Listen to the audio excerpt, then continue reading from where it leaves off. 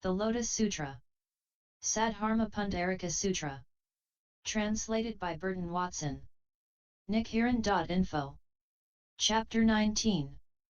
The Benefits of the Teacher of the Law.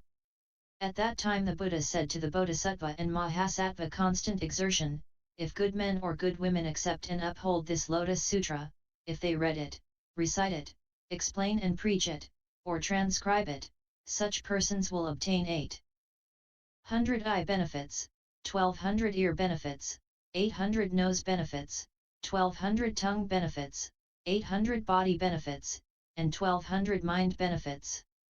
With these benefits they will be able to adorn their 6 sense organs, making all of them pure.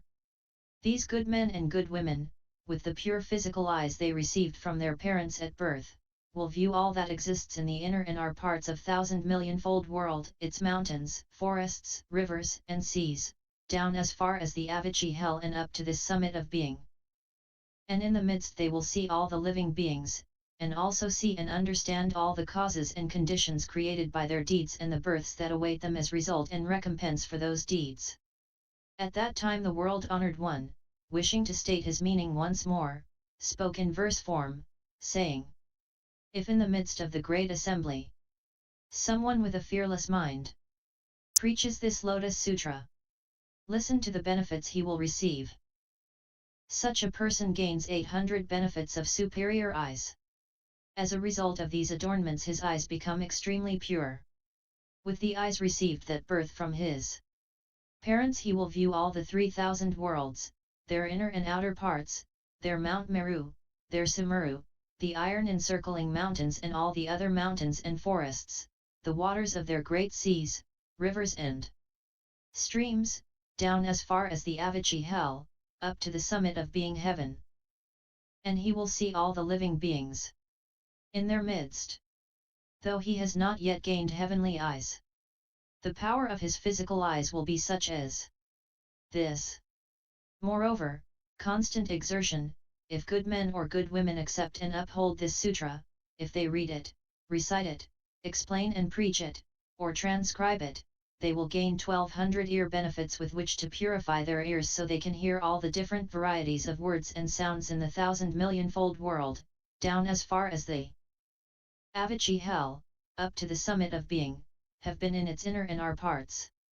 Elephant sounds, horse sounds, ox sounds, carriage sounds, weeping sounds, lamenting sounds, conch sounds, drum sounds, bell sounds, chime sounds, sounds of laughter, sounds of speaking, men's voices, women's voices, boys' voices, girls' voices, the voice that is not the law, bitter voices, merry voices, voices of common mortals, voices of sages, happy voices, unhappy voices, voices of heavenly beings, dragon voices, yaksha voices, gandharva voices, asura voices, garuda voices, kimnara voices, mahoraga voices, the sound of fire, the sound of water, the sound of wind, voices of hell dwellers, voices of beasts, voices of hungry spirits, monks' voices, nuns' voices, voices of voice hearers, voices of pratyeka Buddhas, voices of bodhisattvas and voices of Buddhas. In a word, although the person has not yet gained heavenly ears, with the pure and ordinary ears that he received at birth from his parents he will be able to hear and understand all the voices that exist in the inner and outer parts of 1,000,000,000-fold world. And though in this manner he can distinguish all the various kinds of sounds and voices, this will not impair his hearing faculty. At that time the world-honored one, wishing to state his meaning once more, spoke in verse form, saying, with the ears received at birth from one's parents, pure and without stain or defilement, with these ordinary ears one can hear the sounds of the 3,000 worlds, elephant, horse, carriage, ox sounds, bell, chime, conch, drum sounds, lute and harp sounds, pipe and flute sounds, the sound of pure and beautiful singing. One can hear without becoming attached to it. The countless varieties of human voices. One can hear and understand all these. Again one can hear the voices of heavenly beings, subtle and wonderful song sounds, and one can hear men and women's voices, the voices of young boys and young girls. In the midst of hills, rivers, and steep valleys the voice of the Kalavinka, the Jivaka and other birds, all these sounds he will hear. From the tormented multitudes of hell. The sounds of various kinds of suffering and distress. Sounds of hungry spirits driven by famine and thirst, as they search for food and drink. Of the Asuras, who live on the shores of the great sea, when they talk among themselves, or emit loud cries. Thus he who preaches the law can dwell safely among all these, hearing these many voices from afar, without ever impairing his faculties of hearing. In the worlds of the 10 directions, when beasts and birds call to another, this person who preaches the law hears them all from where he is.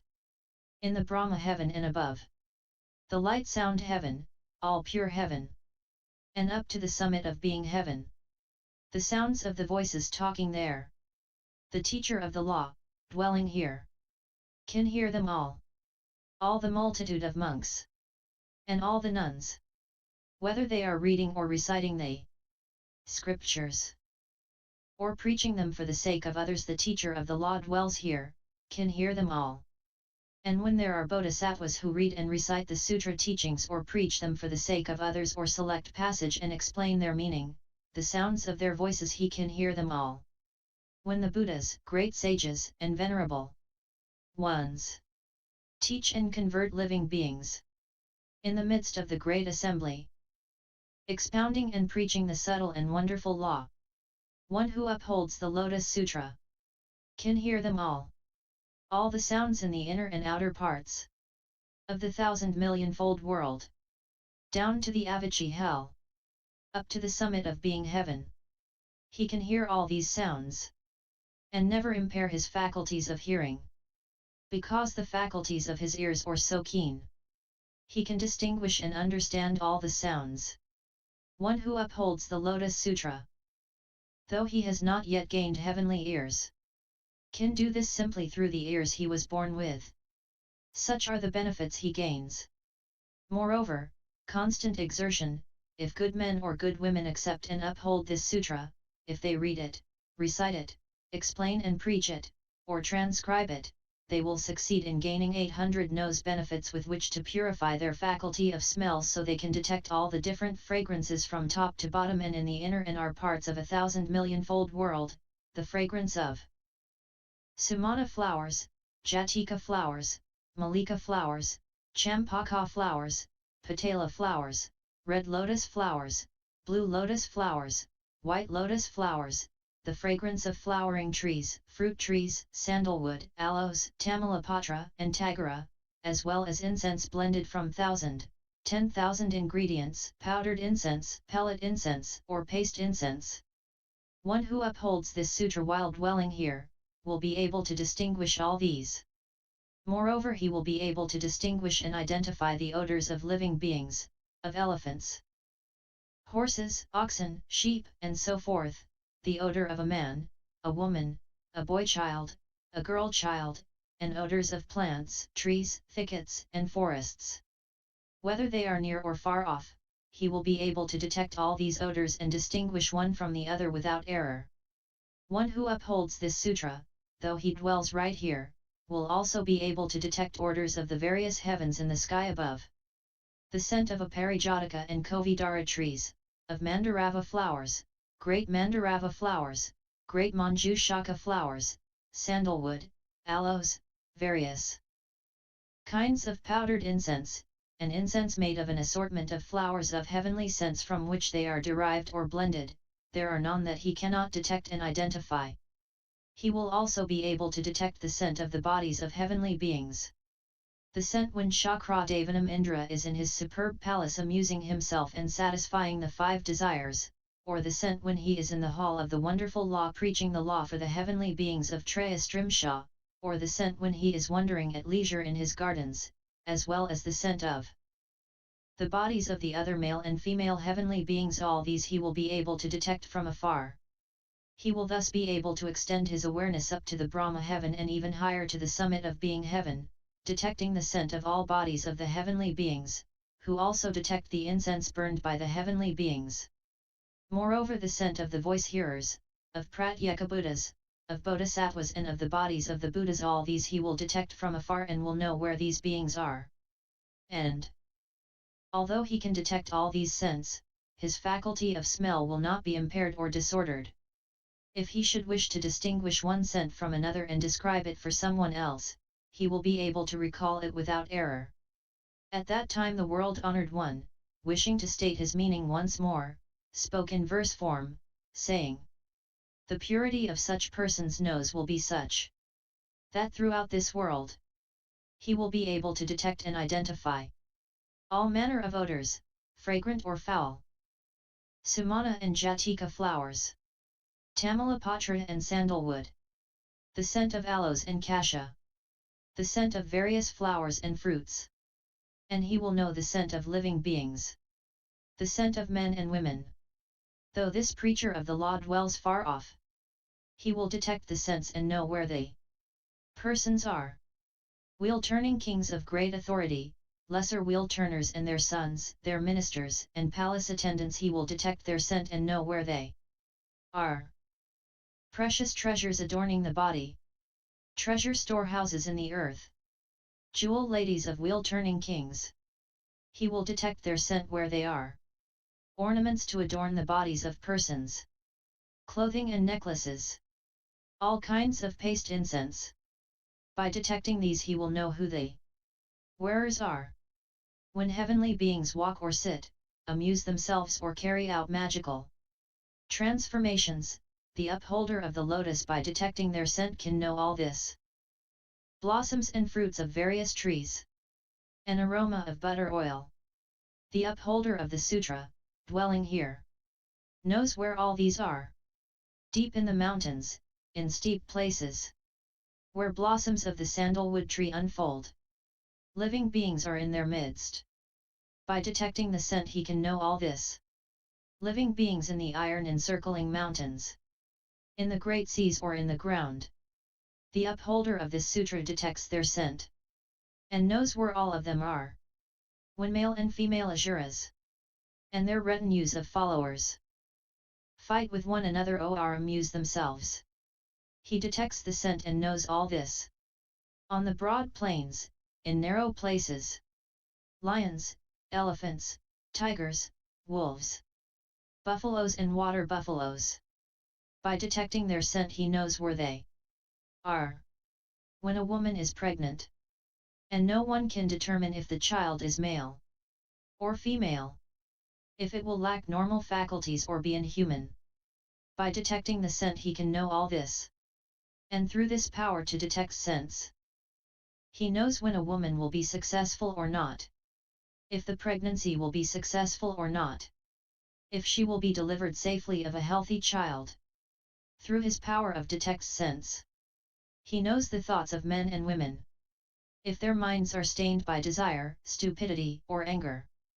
And he knows if they are practicing good hoards of goods that are stored in the earth, gold, silver and precious treasures, things heaped in bronze vessels. By detecting the scent he can tell where they all are. Various kinds of necklaces, whose value cannot be appraised. By the scent he knows if they are precious or worthless, where they came from and where they are now. Flowers in the heavens above, mandaravas, manjushakas, parijataka trees. Detecting their scent, he knows all these. The palaces in the heavens above, in their separate grades of upper, intermediate, and lower, adorned with numerous jeweled flowers. Detecting their scent, he know them all. The heavenly gardens and groves, the superb mansions, the observatories, the hall of the wonderful law, and those taking pleasure in their midst. Detecting their scent, he knows them all. When heavenly beings listen to the law or indulge the 5 desires, coming and going, walking, sitting, lying down. Detecting their scent, he knows them all. The robes worn by heavenly women when, adorned with lovely flowers and perfumes, they whirl and circle in enjoyment. Detecting their scent, he knows them all. Thus extending his awareness upward to the Brahma heaven, by detecting their scent, he knows all those who enter meditation or emerge from meditation. In the light sound and all pure heavens and up to the summit of being, those born for the first time, those who have departed detecting their scent, he knows them all. The multitude of monks diligent at all times with regard to the law, whether sitting or walking around or reading or reciting the sutra teachings, sometimes under the forest trees concentrating their energies, sitting in meditation, the upholder of the sutra detects their scent and knows where all of them are. Bodhisattvas firm and unbending in will, sitting in meditation or reading the sutras or preaching the law for others, by detecting their scent he knows them all. The world-honored ones, present in all quarters, revered and respected by all. Pitying the multitude, preaching the law, by detecting their scent he knows them all. Living beings who in the Buddha's presence hear the sutra and all rejoice, who practice as the law prescribes, by detecting their scent he knows them all. Though he has not yet acquired the nose possessed by a bodhisattva of the law of no outflows, the upholder of the sutra before then will acquire a nose with the marks described here. Moreover, constant exertion, if good men or good women accept and uphold this sutra, if they read it, recite it, explain and preach it, or transcribe it, they will gain 1200 tongue benefits. Whether something is good tasting or vile, whether it is flavorful or not, and even things that are bitter or astringent, when encountered by the faculties of this person's tongue will be changed into superb flavors as fine as the sweet dew of heaven, and there will be none that are not pleasing. If with these faculties of the tongue he undertakes to expound and preaching in the midst of the great assembly, he will produce a deep and wonderful voice capable of penetrating the mind and causing all who hear it to rejoice and delight. When the men and women of heaven, Shakra, Brahma, and other heavenly beings, hear the sound of this deep and wonderful voice expounding and preaching, advancing an argument point by point, they will all gather to listen. Dragons and dragon daughters, yakshas and yaksha daughters, Gandharvas and Gandharva daughters, Asuras and Asura daughters, Garudas and Garuda daughters, Kimnaras and Kimnara daughters, Mahoragas and Mahoraga daughters will all gather close around its possessor in order to listen the law, and will revere him and offer alms. Monks, nuns, laymen, laywomen, monarchs, princes, ministers, and their retinues, petty wheel-turning kings and great wheel-turning kings with their 7 treasures and 1,000 sons and inner and outer retinues will ascend their palaces and all come to listen to the law. Because this bodhisattva is so skilled of preaching the law, the Brahmins, householders, and people throughout the country will for the remainder of their lives follow and wait on him and offer him alms. Voice hearers, Pratyekabuddhas, Bodhisattvas, and Buddhas will constantly delight to see him. Wherever this person is, the Buddhas will all face in that direction when they preach the law, and he will be able to accept and uphold all the doctrines of the Buddha. And in addition he will be able to emit the deep and wonderful sound of the law. At that time the world-honored one, wishing to state his meaning once more, spoke in verse form, saying, the faculties of this person's tongue will be so pure that he will never experience any bad tastes, but all that he eats will become like sweet dew. With his deep, pure, and wonderful voice he will preach the law in the great assembly, employing causes, conditions and similes to lead and guide the minds of living beings. All who hear him will rejoice and offer him their finest alms. Heavenly beings, dragons, yakshas, as well as asuras and others will all approach him with reverent minds and together come to hear the law. If this preacher of the law wishes to use his wonderful voice to fill the 3,000 worlds he can do so at will. Wheel-turning kings great and small and their 1,000 sons and retinues will press their palms together with reverent minds and constantly come to hear and accept the law. Heavenly beings, dragons, yakshas, rakshasas, and pishachas likewise with rejoicing minds will constantly delight in coming to bring alms. The heavenly king Brahma, the devil king, the deity's freedom and great freedom, all the multitude of heavenly beings will constantly come to where he is.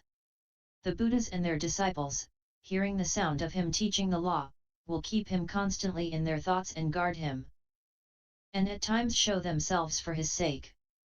Moreover, constant exertion, if good men or good women accept and uphold this sutra, if they read it, recite it, explain and preach it, or transcribe it, they will gain 800 body benefits. They will acquire pure bodies, like pure lapis lazuli, such as living beings delight to see. Because of the purity of their bodies, when the living beings of the 1,000,000,000-fold world are born or die, when they are born in upper or lower regions, in fair or ugly circumstances, in good places or bad, they will all be reflected in these bodies. The mountain kings of iron encircling mountains, the great iron encircling mountains, Mount Meru and Mahameru, as well as living beings in their midst, will all be reflected therein. Down to the Avichi hell, upward to the summit of being, all the regions and their living beings will be reflected therein. Voice hearers, pratyeka Buddhas, bodhisattvas, Buddhas preaching the law, the forms and shapes of these will be reflected in their bodies. At that time the world-honored one, wishing to state his meaning once more, spoke in verse form, saying, if one upholds the Lotus Sutra, his body will be very pure, like pure lapis lazuli. Living beings will all delight to see it. And it will be like a pure bright mirror, in which forms and shapes are all reflected. The bodhisattva in his pure body will see all that is in the world. He alone will see brightly what is not visible to others. Within the 3,000 worlds all the mass of burgeoning creatures, heavenly and human beings, asuras, hell dwellers, spirits, beasts, their forms and shapes in this way will all be reflected in his body. The palaces of the various heavens upward to the summit of being, the iron encircling mountains, the mountains Meru and Mahameru, the great seas and other waters, all will be reflected in his body. The Buddhas and voice hearers, Buddha sons and bodhisattvas, whether alone or in the assembly preaching the law, all will be reflected. Though this person has not yet acquired the wonderful body of Dharma nature, free of outflows, because the purity of his ordinary body all things we reflected in it. Moreover, constant exertion, if good men or good women accept and uphold this sutra after they thus come, one has entered extinction, if they read it, recite it, explain and preach it, or transcribe it, they will acquire 1,200 mind benefits. Because of purity of their mental faculties, when they hear no more than one verse or one phrase of the sutra, they will master immeasurable and boundless numbers of principles. And once having understood these principles, they will be able to expound and preach on the single phrase or a single verse for a month, for 4 months, or for a whole year, and the doctrines that they preach during that time will conform to the gist of the principles and will never be contrary to true reality. If they should expound some text of the secular world or speak on matters of government, or those relating to wealth and livelihood, they will in all cases conform to the correct law. With regard to the living beings in the 6 realms of existence of 1,000,000,000-fold world, they will understand how the minds of those living beings work, how they move, what idle theories they entertain. Thus, although they have not yet acquired the wisdom of no outflows, the purity of their minds will be as such that the thought of these persons, their calculations and surmises and the words they speak, will in all cases represent the law of the Buddha, never departing from the truth, and also conform with what was preached in the sutras of former Buddhas. At that time the world-honored one, wishing to state his meaning once more, spoke in verse form, saying, the minds of these persons will be pure, bright, keen, without stain or defilement. And with these wonderful mental faculties they will understand the superior, intermediate, and inferior law. Hearing no more than one verse, they will master immeasurable principles and able to preach them step by step in accordance with the law for a month, 4 months, or a year. All the living beings in the inner and outer parts of this world, heavenly beings, dragons, humans, yakshas, spirits, those in the 6 realms of existence and all the various thoughts they have, upholders of Lotus Sutra as their reward, will know all these in an instant. The countless Buddhas of the 10 directions, adorned with the marks of 100 blessings, for the sake of living beings preach the law, and such persons, hearing it, will be able to accept and uphold it. They will ponder immeasurable principles, preach the law in an immeasurable number of ways, yet from start to finish never forget or make a mistake, because they are upholders of the Lotus Sutra. They will understand the characteristics of all phenomena. Accord with principles, recognizing their proper order. Be masters of names and words. And expound and preach things as they understand them. What these persons preach is in all cases the law of former Buddhas. And because they expound this law, they have no fear before the assembly. Such is a purity of the mental faculties of these upholders of the Lotus Sutra, though they have not yet obtained freedom from outflows. Before that they will manifest the marks described here.